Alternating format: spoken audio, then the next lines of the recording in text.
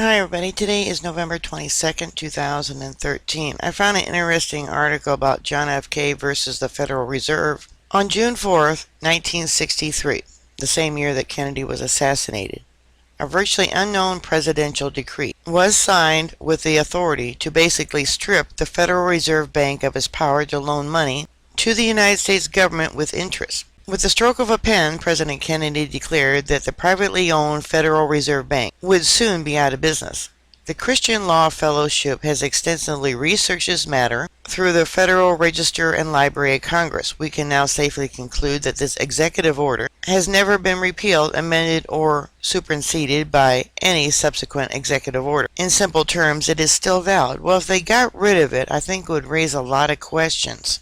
It would bring it to the public's attention. When then John F. Kennedy signed this order, it returned to the federal government, specifically the Treasury Department, the constitutional power it created and issue currency money without going through the privately owned Federal Reserve Bank. President Kennedy's Executive Order 11110 gave the Treasury Department the explicit authority to issue silver certificates against any silver bullion, silver, or standard silver dollar in the Treasury.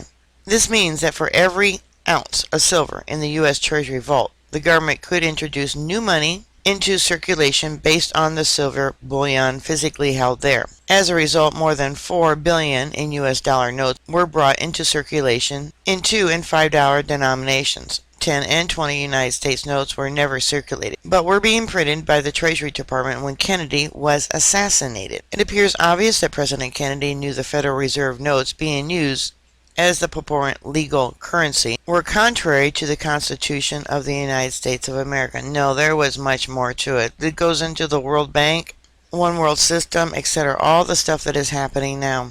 The United States notes were issued as an interest-free and debt-free currency backed by U.S. reserves in the U.S. Treasury. We compared a Federal Reserve note issued from the private central bank of the United States, the Federal Reserve Bank, aka Federal Reserve System, with the United States notes from the U.S. Treasury issued by President Kennedy Executive Order. They look almost alike except one says Federal Reserve Note on the top while the other says United States Note. Also, the Federal Reserve Note has a green seal and a serial number, while the United States Note has a red seal and serial number. It goes on to say that Kennedy knew that if the silver-backed United States notes were widely circulated, they would have eliminated the demand for Federal Reserve notes.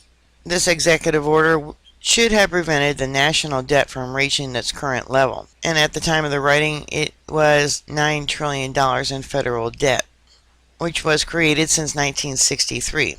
If LBJ or any subsequent president were to enforce it, it would have almost immediately given the U.S. government the ability to repay its debt without going to the private Federal Reserve Bank and being charged interest to create new money. Just 5 months after Kennedy was assassinated, no more Series 1958 silver certificates were issued either, and they were subsequently removed from circulation. Perhaps the assassination of Kennedy was a warning to all future presidents not to interfere with the private Federal Reserve control over the creation of money. It seems very apparent that President Kennedy challenged the powers that existed behind U.S. and world finance. I'll give you a link if you want to read more. It kind of makes you go, whoa. Alright, bookmark my site. I'll keep you up to date. Please stay safe, and I'll talk to you later. God bless y'all. Bye.